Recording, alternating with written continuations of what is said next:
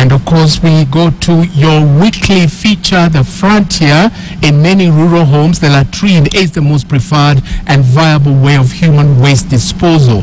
However, limited sewage collection mechanisms, contamination of water wells, and other factors have raised fresh questions on the sustainability of the latrine. However, in Kwale, a school appears to have found an answer: a toilet built to enable the recycling of waste disposal and the urine for farm use. Our senior coast reporter Ferdinand Omondi looks at the Ecosan toilet in this week's edition of Frontier.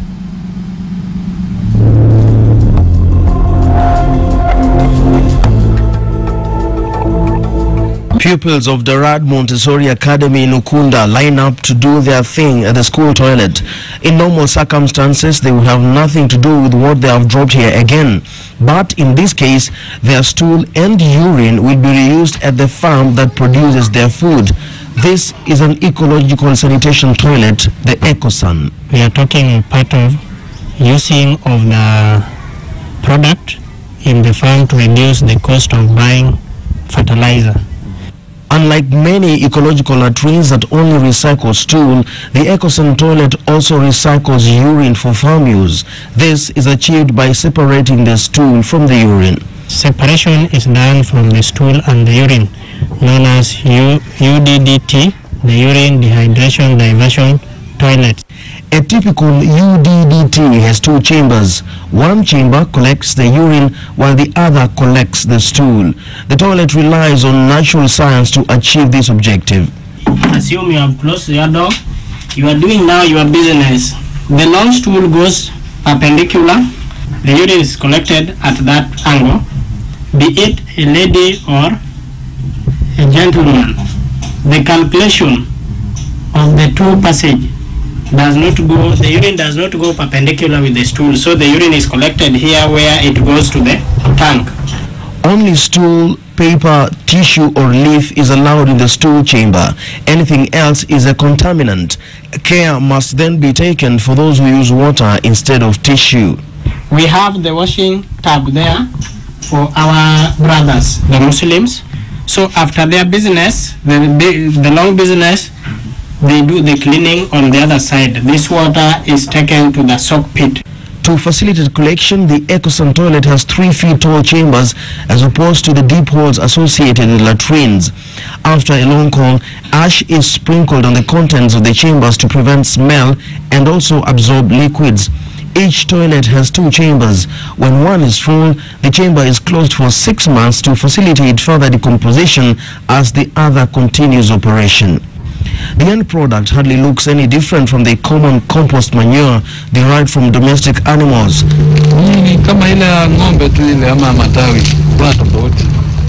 This human manure is an alternative for the DAP normally used in the planting season.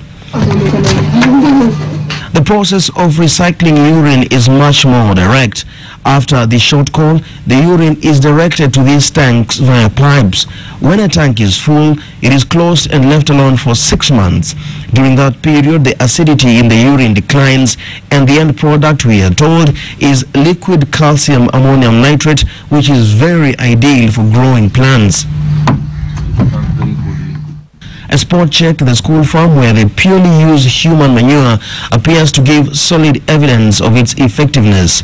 The farm is replete with different species of vegetable, all looking very green and healthy. So do the young pawpaw trees and even the bananas where the manure is used as top dressing.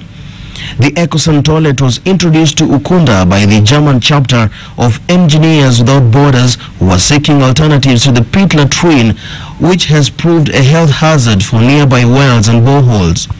And in pit latrines, this water at the borehole is being contaminated by the passage of urine and feces from the latrine.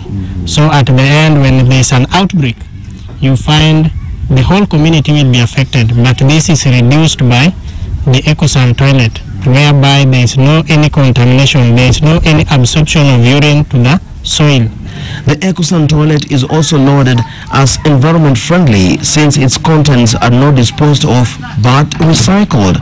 What's more, it saves money in the long term. The Rad Academy now saves on the cost of waste collection or having to build new ones every time a latrine fills up, as is the norm in rural Kenya. Now we can imagine of having maybe like schools where we have the government school 1,000 or 2,000 pupils in a school. How many toilets will they construct latrines every day? You find after 1 year the latrine is full, another year the latrine is full. If they now depend on emptying the latrines, you find they will be using a lot of money. The biggest challenge for this project, however, is acceptance. Unlike Western Kenya, where several such toilets are in wide use, it took a lot of convincing before the project Ecosan could begin here, where the dominant religion is much more conservative. Hata sisi wenyewe pia kwanza kabla tuelimisha tulikuwa tunakataa. Maana ni kitu kigeni ambacho hatuja kiona wala kusikia. Na ilikuwa ni hivyo pia kwa majirani.